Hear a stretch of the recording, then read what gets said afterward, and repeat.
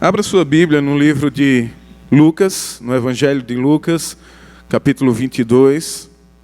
Nós vamos estar lendo do verso 63 ao verso 61. 63 ao 71. Obrigado, Mário. Enquanto você abre, queria lhe fazer uma pergunta. Você tem medo do escuro?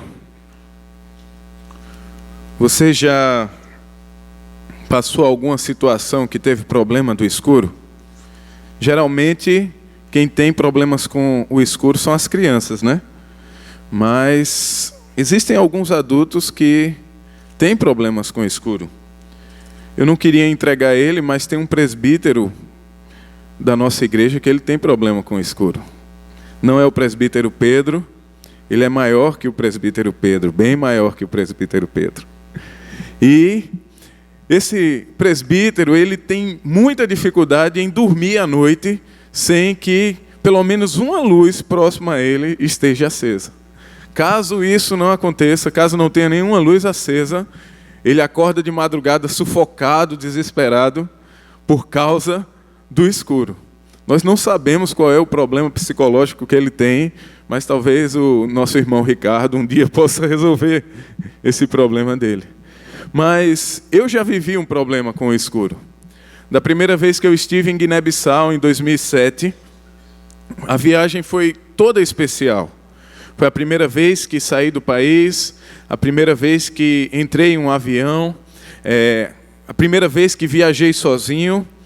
E algo nessa viagem me chamou mais a atenção do que todas essas coisas. Eu tive a oportunidade de chegar naquele país durante a noite, por volta das 10, 11 horas da noite. E quando saímos do aeroporto, saí do aeroporto junto com os missionários, fiquei apavorado com tamanha escuridão que tinha naquele país. Era difícil, pois não conseguia ver um poste de luz sequer aceso. Não conseguia ver nenhuma iluminação em uma casa ao lado, algum prédio, nada que tirasse aquela aflição do meu coração. Se eu olhava para a direita, só via escuridão. Se eu olhava para a esquerda, só via escuridão. Quando eu olhava para frente, ficava encandeado com o farol de um carro. Mas aquela escuridão dominava aquele país. Mas, meus irmãos, a escuridão física de Guiné-Bissau é apenas um reflexo da escuridão espiritual em que aquele povo vive. Um povo que vive imerso em meio a costumes, a religiões que cada vez mais os têm escravizado. Para vocês terem uma ideia, hoje mais de 50% do país de Guiné-Bissau é muçulmano. Outros 45% se declaram animistas, acreditam nas forças, nos espíritos que comandam a vida. E outros 5% estão divididos entre cristãos, não cristãos. E daí você tem uma ideia de como esse país vive na escuridão. Não só falta a luz física, a energia, mas falta a luz de Cristo, falta o conhecimento da verdade, falta a experiência de conhecer a verdadeira vida. E você já se sentiu assim? Você já acordou de madrugada, desesperado, sem conseguir encontrar a porta do seu quarto em meio à escuridão? É uma sensação muito terrível. E o texto que nós vamos ler nessa manhã, ele vai falar de uma situação semelhante. Vamos ao texto? Lucas capítulo 22, versículo de número 63 ao 71. Diz assim a palavra de Deus: os homens que estavam detendo Jesus começaram a zombar dele e a bater nele. Cobriam seus olhos e perguntavam: profetize, quem foi que lhe bateu? E lhe dirigiam muitas outras palavras de insulto. Ao amanhecer, reuniu-se o sinédrio, tanto os chefes dos sacerdotes quanto os mestres da lei, e Jesus foi levado perante eles. Se você é o Cristo, diga-nos, disseram eles. Jesus respondeu: se eu vos disser, não crereis em mim. E se eu vos perguntar, não me respondereis. Mas de agora em diante, o Filho do Homem estará sentado à direita do Deus Todo-Poderoso. Perguntaram-lhe todos: então, você é o Filho de Deus? Vós estáis dizendo que eu sou, respondeu ele. Eles disseram: por que precisamos de mais testemunhas? Acabamos de ouvir dos próprios lábios dele. Baixe sua cabeça, vamos orar mais uma vez. Senhor, nós queremos te agradecer por estarmos aqui reunidos como tua igreja, como teu povo, para prestarmos um culto a ti. E queremos te agradecer também pela tua santa palavra, Senhor. Te pedimos que tu possa estar ministrando ao nosso coração nessa manhã, Senhor, a começar no meu coração. Que tu possa trazer à nossa mente a tua vontade através das Escrituras Sagradas. Usa-nos para a tua glória, em nome de Cristo Jesus. Amém.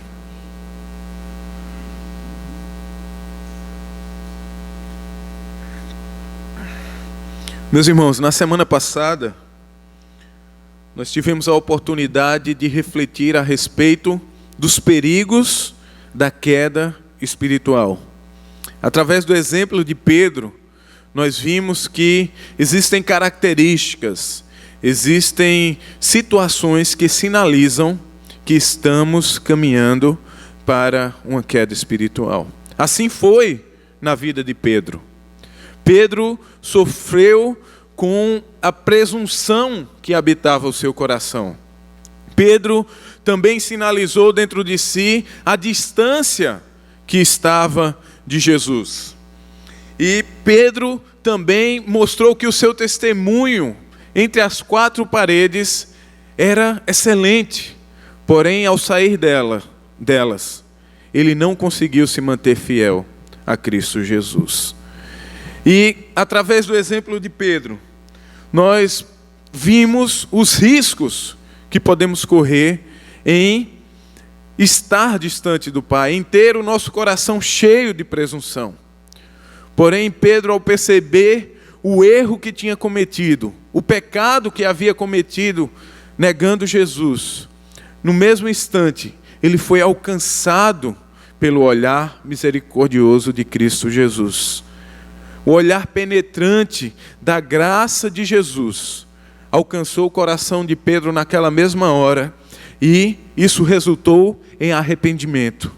Isso resultou em uma vida transformada por Cristo Jesus.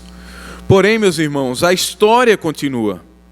Talvez, se você conseguir dar luz à sua imaginação, você vai conseguir enxergar a cena que estava acontecendo ali. Ainda era noite. Jesus ainda não havia sido julgado. Ele estava dentro de um processo.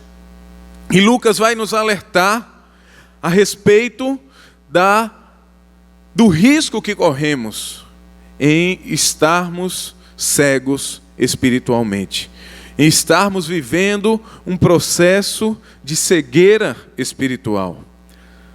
A semana passada nós vimos os perigos da queda, e hoje nós vamos ver, através do texto de Lucas, os perigos de estarmos cegos espiritualmente. E diante desse texto nós percebemos a seguinte verdade: que a cegueira espiritual, ela não nos permite ver quem Jesus é. A cegueira espiritual não nos permite ver quem Jesus é. Será que os nossos olhos já foram abertos? Será que já fomos livres deste mal? Como evitar a cegueira espiritual? O texto bíblico ele vai nos propor 3 verdades a fim de responder à pergunta: o que a cegueira espiritual não nos permite ver? E a primeira resposta é que a cegueira espiritual, ela não nos permite ver que Jesus é o profeta humilhado de Deus. Nós podemos ver através do relato bíblico que começamos um dos momentos mais dolorosos e sombrios da caminhada de Jesus. O momento que ele começa a sua caminhada até a cruz. A noite estava fria, como o texto correlato de João fala. Eles estavam tentando se aquecer em volta de uma fogueira. Porém, parece-me que o calor do fogo não foi suficiente para aquecer aqueles guardas. E eles precisavam de alguma diversão. Eles tinham autorização para abusar, para escarnecer, para atingir Jesus. E foi isso que eles fizeram. Aproveitaram a oportunidade, aproveitaram o seu prisioneiro, para que às custas dele tivessem uma noite divertida. E como diz no verso 63, eles começaram a zombar e a bater nele. O comentarista J.C. Ryle, ele vai dizer que nós temos aqui uma demonstração da desesperadora corrupção da natureza humana. Os excessos de malignidade selvagens praticados muitas vezes pelos ímpios e o intenso prazer que eles sentem em pisotear os mais corretos e mais puros dentre os homens. Aqueles homens tinham prazer no seu coração no que estavam fazendo. Eles estavam cheios de ódio, de malignidade, que tomavam os seus corações a ponto de espancarem o homem mais isento de culpa que já existiu. Riley ainda continua dizendo: nós temos pouca ideia do que o mundo se tornaria, do que o mundo poderia se tornar, se não existisse o constante restringimento que Deus misericordiamente impõe sobre o mal. Não é exagero afirmar que, se os incrédulos tivessem plena liberdade de seguir os seus próprios caminhos, a terra logo se tornaria igual ao inferno.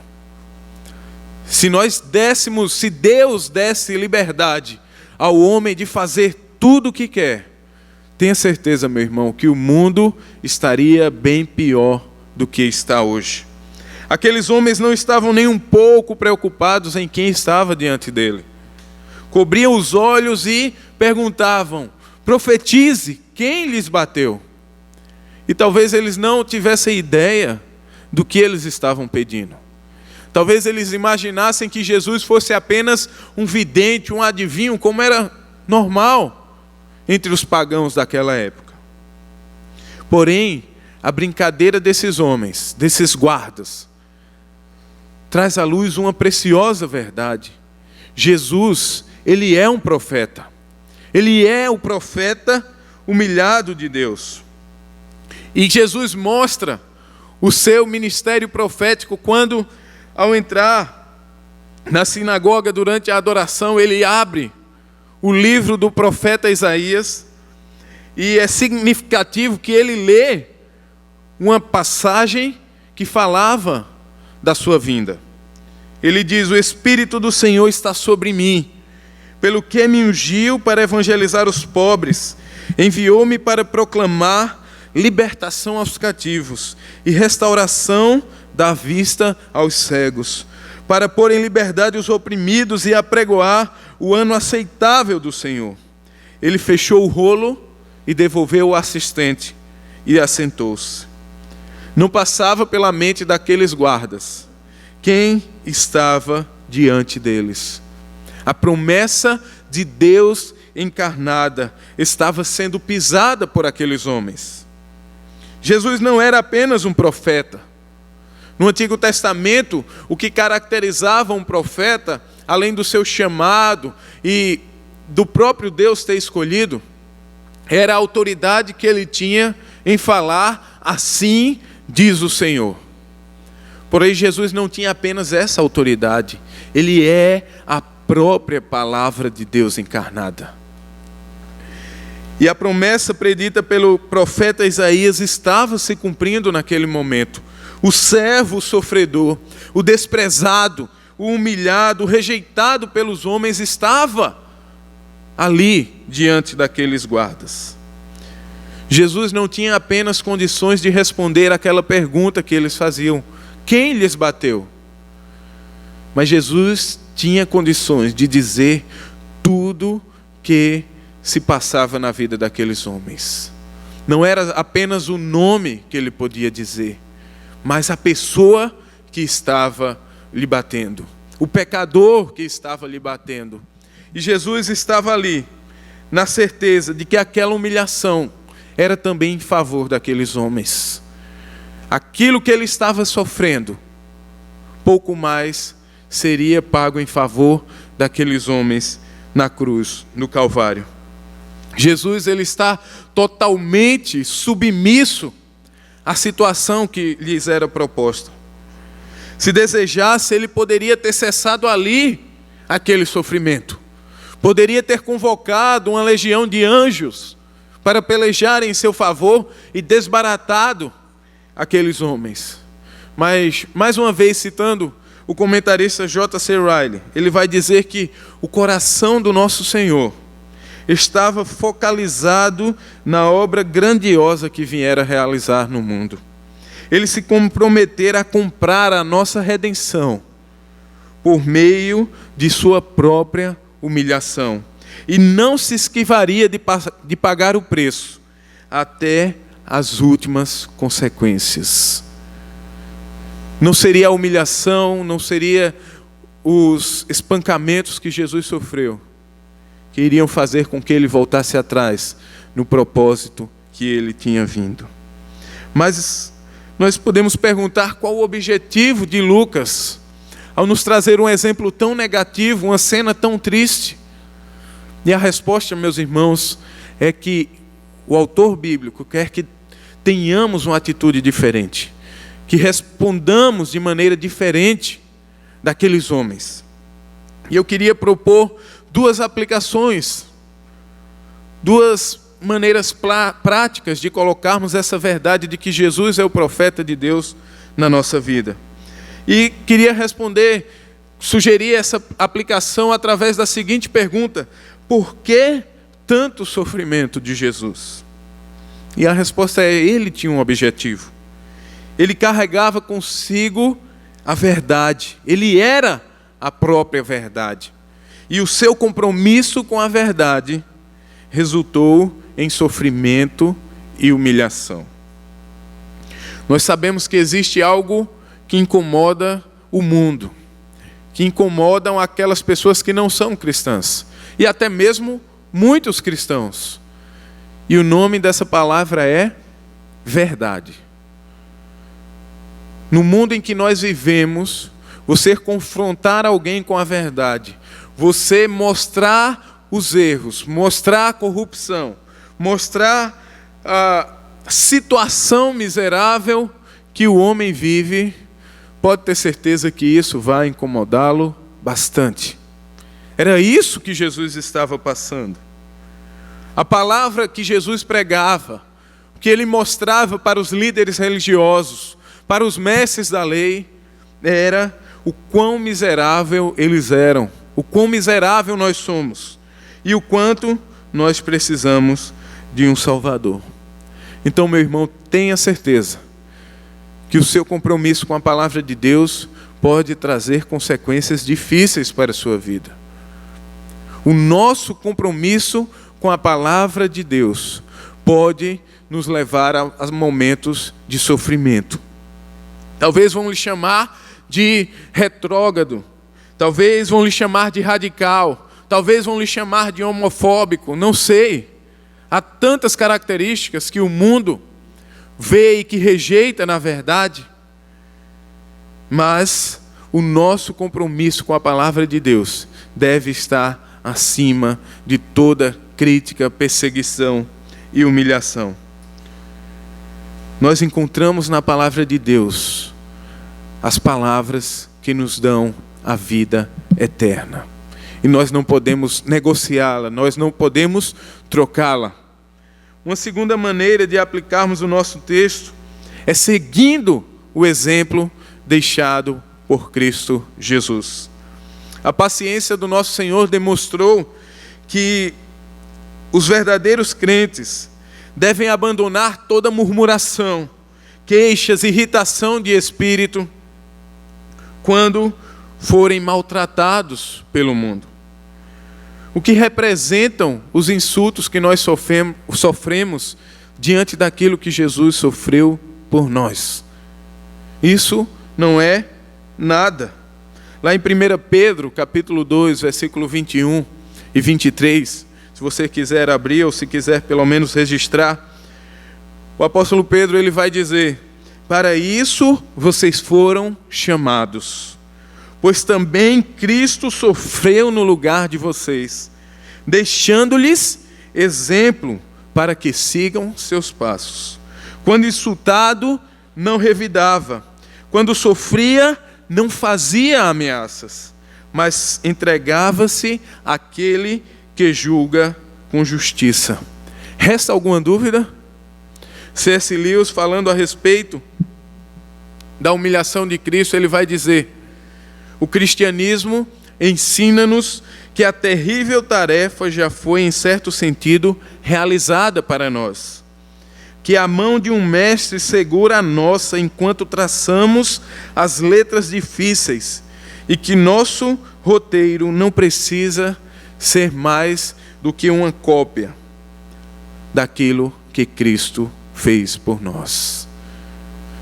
Muitas vezes nós nos indignamos diante de tanto confronto que sofremos aí por fora. Nós nos tornamos advogados da palavra de Deus.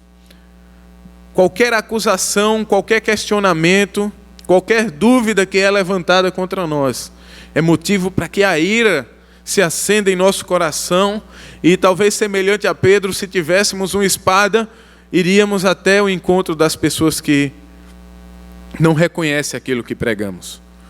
Porém, meus irmãos, eu já fiz muito isso, mas através de Cristo Jesus nós percebemos que a nossa atitude deve ser totalmente contrária.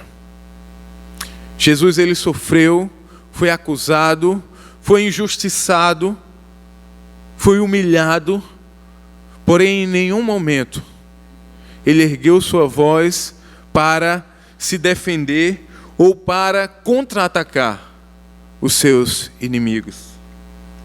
A palavra de Deus não precisa de defesa, pois ela é a verdade. A verdade não precisa de defesa.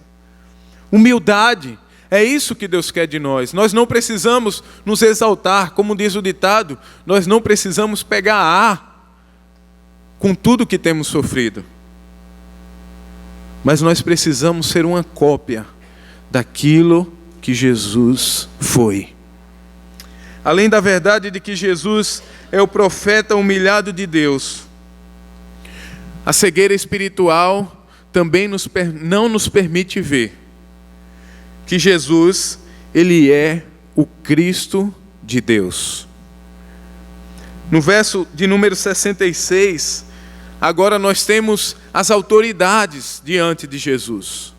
Depois de uma madrugada fria e sombria, havia essa necessidade de haver uma reunião às claras, para que eles não fossem acusados de estarem praticando um julgamento injusto. Parece até uma ironia. Mas aqueles líderes religiosos, eles se reuniram para tornar o processo de Cristo Jesus algo legal. E isso é algo que Lucas destaca. Ao amanhecer, o sinédrio, os sacerdotes e os mestres da lei se reuniram. O processo judaico ele tinha 3 etapas. Primeiro, durante a noite, nós vimos o que aconteceu a semana passada. Jesus foi questionado. Jesus foi interrogado. E agora, depois de esperarem a madrugada terminar, pois a lei judaica não permitia que a sentença fosse anunciada durante a noite, quando se tratava de uma pena capital, e também não permitia que os processos, as acusações fossem levantadas durante a noite. Era preciso que isso acontecesse durante o dia. E mesmo diante da ilegalidade, de tudo que eles tentavam fazer contra Jesus, eles tentavam de alguma forma fazer com que Jesus se tornasse culpado. É curioso que não havia nenhuma acusação, não havia nada que incriminasse Jesus, não havia nenhum pecado, ele não quebrou a lei em nada. E o que eles queriam? Que o próprio Jesus se incriminasse. É isso que nós vemos através do que eles perguntam a Jesus, que eles pedem que Jesus lhes diga. No verso de número 66, ele vai dizer, 67, eles vão dizer: se você é o Cristo, diga-nos. Indiretamente eles estão afirmando uma verdade preciosíssima. Jesus é o Cristo. Talvez eles não acreditassem, mas porém das suas bocas saiu a verdade a respeito daquele que estava diante deles, o próprio Cristo de Deus. E Jesus poderia ter respondido essa pergunta com um sonoro sim, eu sou o Cristo. Porém não foi isso que ele fez. Jesus sabia da incredulidade do coração daqueles homens. É tanto que a sua resposta é: se eu vos disser, vocês não acreditarão. E se eu vos perguntar, vocês também não vão dizer que eu sou o Cristo.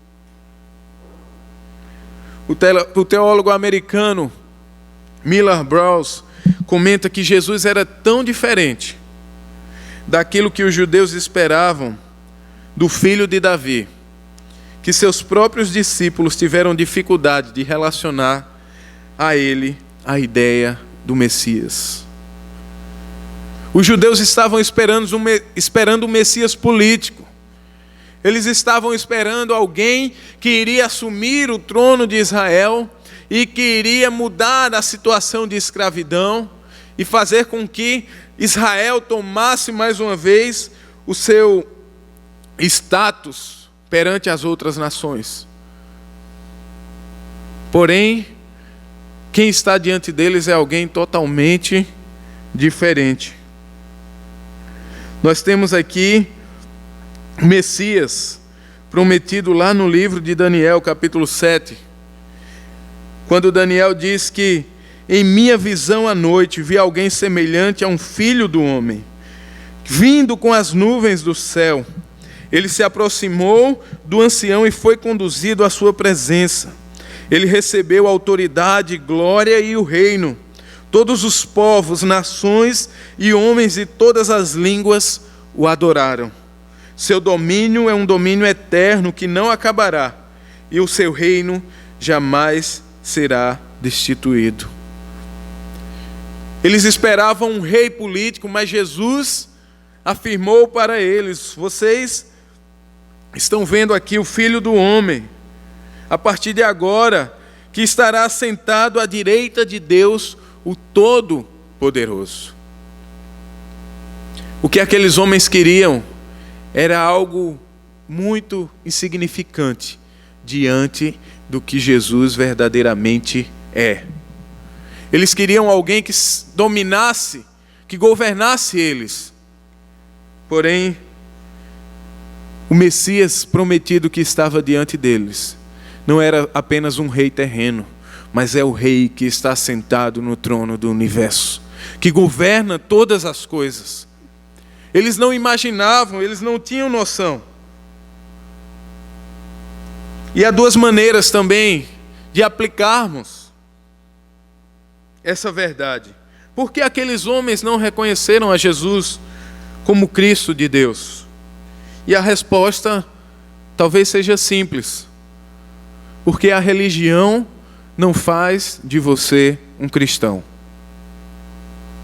Jesus estava cercado por religiosos, sacerdotes, mestres da lei, Porém, aquilo não fez com que eles reconhecessem o Cristo de Deus. Você se acha uma pessoa religiosa? Você vem para a igreja todos os domingos, todas as terças-feiras? Você frequenta regularmente todos os cultos? Talvez você seja um retrato daqueles homens que estavam julgando Jesus. Eles eram os mais santos, os mais espirituais, porém, eles mataram Jesus. Talvez a gente muitas vezes se engane que naquele dia em que nós erguemos a mão e mudamos de religião, fez da gente um cristão. Mas, meus irmãos, o que faz da gente o cristão não é quantas vezes a gente vem para a igreja. O que faz de você um cristão não é em quantos ministérios da igreja você está envolvido. O que faz de você um cristão não é quantas coisas quantas atividades, quantas pessoas você ajuda, o valor do seu dízimo. Não é nada disso. O que faz de você um cristão é a semelhança com Cristo Jesus.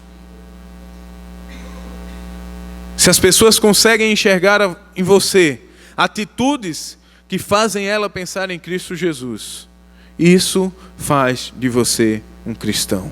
Se elas conseguem ouvir através das suas palavras e ver que você ama Cristo Jesus, que você tem alguém precioso dentro do seu coração, isso faz de você um cristão. Nós precisamos ter cuidado para não estarmos cegos pela religião e não reconhecermos quem é Cristo Jesus. Uma segunda maneira de aplicarmos a verdade de que Jesus é o Cristo é que a realidade nem sempre será aquilo que está diante dos nossos olhos. Eles estavam vendo ali um Cristo humilhado, rejeitado. Porém, Jesus faz com que aqueles homens olhem para a glória futura. Jesus estava totalmente sem condições reais. Aquilo não era uma situação de um rei. Porém, a esperança da glória que ele faz questão de afirmar no seu discurso deve ser um dos mais importantes artigos do nosso cristianismo. Porque nós precisamos ter dentro de nós a esperança de que um dia estaremos no novo céu e numa nova terra. Devemos olhar para Cristo que se humilhou, que mostrou a sua glória, poder e majestade. E, face a isso, perceber tamanha tristeza que nos envolve. Se você ligar a televisão a qualquer hora do dia, o que a gente vê é desgraça.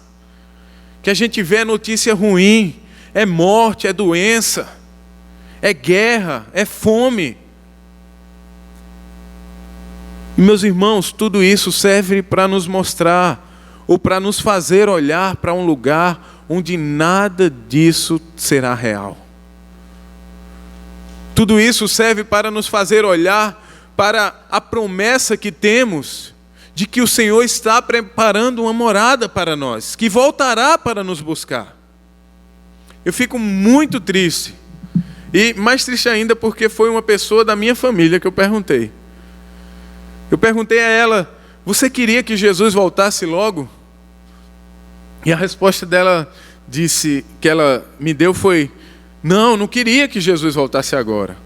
Eu disse: não, ela deve estar pensando que não, precisa se pregar o evangelho ainda. Tem muita gente que precisa ouvir falar de Jesus. Mas não era nada disso. A resposta dela: não, Jesus não pode voltar agora. Os meninos ainda precisam crescer, ir para a universidade. Eu preciso ainda, tenho muita coisa para fazer. Meus irmãos, talvez você esteja achando uma resposta absurda, mas muitas vezes é o que nós temos vivido todos os dias. Nós não ansiamos o retorno do nosso Salvador. Parece que o mundo que está à nossa volta, apesar de todo o caos que está acontecendo, é algo que nos prende, é algo que nos atrai, é algo que nos dá prazer. Porém, Cristo nos faz olhar para a glória eterna e deseja que no nosso coração haja um anseio pelo dia em que o veremos vindo com poder e glória entre as nuvens. Você deve pensar nisso todos os dias. Você não deve passar nenhum dia sequer sem dizer: oxalá que o Senhor retornasse hoje. Oxalá que hoje mesmo aqui, enquanto nós estamos meditando na sua palavra, tivéssemos a oportunidade de ver o céu se abrindo e o nosso Salvador vindo nos buscar. Esse deve ser o nosso maior desejo. Esse deve ser o nosso anseio. Não há nada que nós estejamos fazendo aqui que seja mais precioso do que estar com o nosso Salvador. E por fim, o que a cegueira espiritual não nos permite ver? A cegueira espiritual não nos permite ver que Jesus é o Filho de Deus. O tempo está acabando. É interessante que o texto de João vai dizer que havia uma preocupação naqueles homens. Eles precisavam terminar logo esse processo porque eles queriam comer a Páscoa, participar da ceia da Páscoa. E você vê o quanto eles estavam cegos. Eles estavam preocupados em não se contaminar, evitando entrar lá no local onde Pilatos estava. Porém, eles não estavam percebendo o tamanho pecado que estavam cometendo, assassinando Jesus. Porém, Jesus declara a sua autoridade e o seu lugar à direita de Deus. O fato dele ter respondido que era o Cristo, o Messias, não dava condições àqueles homens suficientes de condená-lo à morte. Porém, a sua afirmação de ser o Filho de Deus, de estar à direita do Pai, de ter autoridade sobre povos e tronos, isso se caracterizava um crime de blasfêmia. E este crime era um crime digno de morte. E eles perguntam a Jesus: então você está dizendo que é o Filho de Deus? E a resposta que Jesus dá àqueles homens é o que estava claro: vocês estão dizendo. Em outras palavras, vocês estão dizendo a mais pura verdade. Eu sou o Filho de Deus. E a pergunta que nós fazemos tentando entender é: por que o Filho de Deus precisou passar por isso? Franklin Ferreira, ele vai comentar dizendo que Jesus Cristo, ele nasceu para morrer.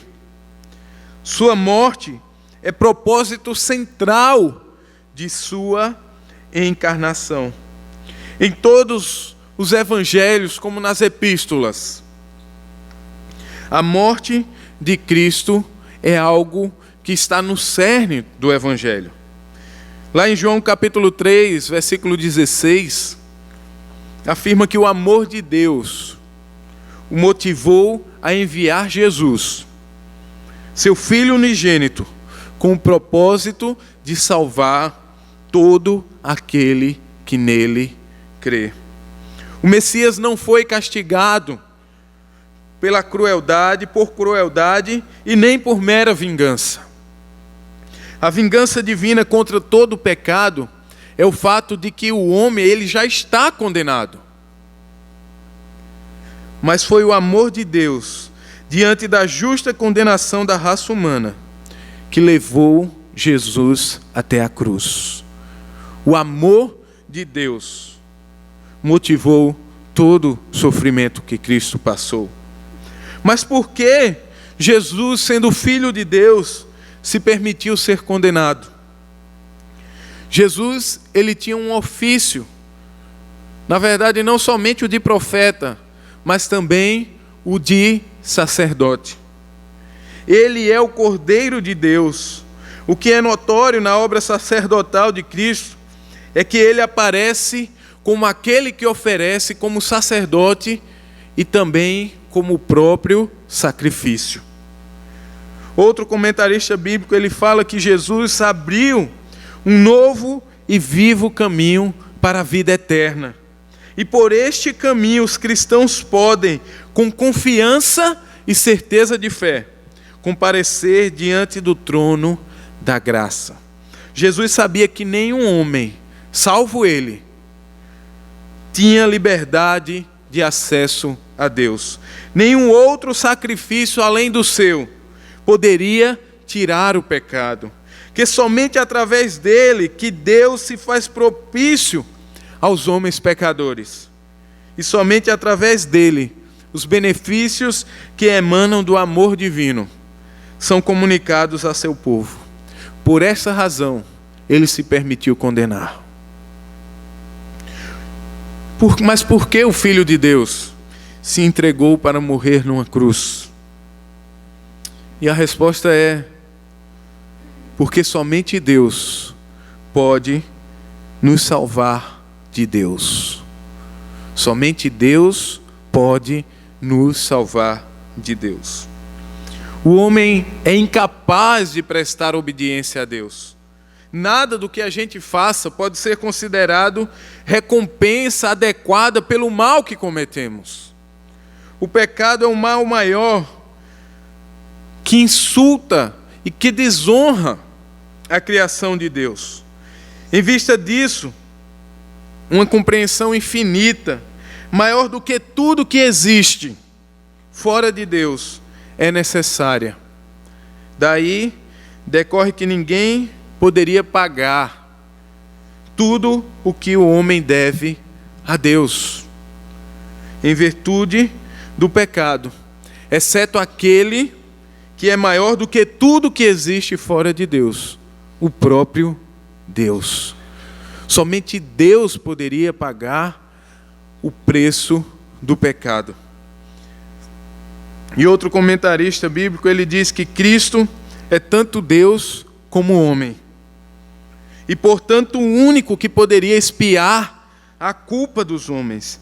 Cristo não estava sujeito à morte, mas sujeitou-se voluntariamente a ela, adquirindo desta maneira o mérito, para que para todo sempre remisse os pecados de todos os homens. Somente através do que Cristo fez, somos salvos de Deus, somos salvos por Deus e somos salvos para Deus. A afirmação de Jesus foi suficiente para encerrar o julgamento.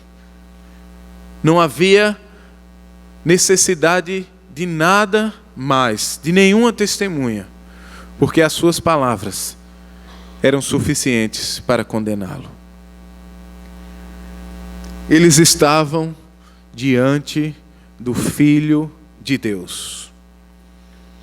E sobre a verdade de que Jesus é o Filho de Deus, a primeira aplicação que eu sugiro para nós nessa manhã é que nós precisamos seguir o exemplo de Jesus na ousadia da pregação. A confissão de Jesus despojou seus inimigos de toda culpa e de incredulidade. Aqueles judeus não podiam dizer que eles não tinham a informação de que Jesus era o Filho de Deus. Jesus lhe mostra e lhes fala claramente. E aqueles homens entenderam muito bem o que Jesus estava falando. Eles não podiam negar que diante deles estava o Filho de Deus, apesar de não reconhecerem em Cristo o Filho de Deus. Porém, Jesus deixou isso muito claro. E da mesma maneira como Jesus não temeu o que poderia lhe acontecer, nós precisamos ter essa ousadia nas nossas vidas. Nós precisamos ser ousados na pregação do Evangelho e pregar a palavra. Uma segunda maneira que nós podemos aplicar essa verdade é que o resultado da pregação sempre estará nas mãos de Deus. Por mais que sejamos eloquentes, por mais que consigamos convencer através do nosso discurso, das nossas palavras, as pessoas, o nosso convencimento, a nossa manobra não pode mudar o coração delas. Eles estavam diante do Salvador. Não havia melhor pessoa para falar do Evangelho do que o próprio Evangelho. Porém, qual foi o resultado da pregação de Jesus? Incredulidade. E muitas vezes, este será o resultado da nossa pregação. Nada vai mudar no coração daqueles que estão nos ouvindo. Talvez isso cause um desânimo no nosso coração. Mas eu tenho a certeza de que essa verdade, de que o resultado da pregação está nas mãos de Deus, é o que motiva missionários a permanecerem em campos fechados para o Evangelho. É o que tem motivado aqueles missionários que estão há mais de 10 anos entre um povo muçulmano em Guiné-Bissau, e até hoje apenas 2 conversões aconteceram. Mas, meus irmãos, a palavra está sendo pregada, e o resultado está nas mãos do nosso Deus. Nós não sabemos quanto tempo vamos passar em Guiné-Bissau, quanto tempo vai levar para que alguém reconheça que Cristo é o Senhor. Mas nós temos a certeza de que quando esse dia chegar, foi porque Deus assim o quis. O que importa para nós é pregarmos a palavra de Deus. E por fim nós podemos revelar que Jesus é o Filho de Deus no conteúdo da nossa pregação. Qual o conteúdo da pregação de Jesus? A resposta é simples. Jesus pregava o Evangelho. Não havia outra mensagem, não havia algo mais importante para Jesus do que falar a respeito da boa notícia de Deus para o homem. Deus enviou o seu Filho para morrer numa cruz em nosso lugar. A mensagem é única e semelhantemente deve ser a nossa mensagem. Nós não podemos adaptar a nossa mensagem de acordo com os nossos ouvintes, para agradar, para tornar menos dura. E muitas vezes é o que nós temos visto hoje em dia.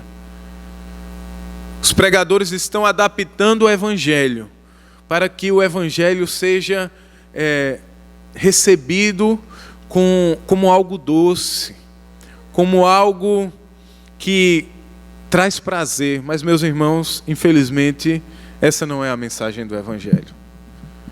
Sabe por quê? Porque o Evangelho mostra que nós não valemos nada, que nós somos pecadores, que nós somos miseráveis, que nós somos tão corruptos quanto os que estão sendo julgados nos nossos dias.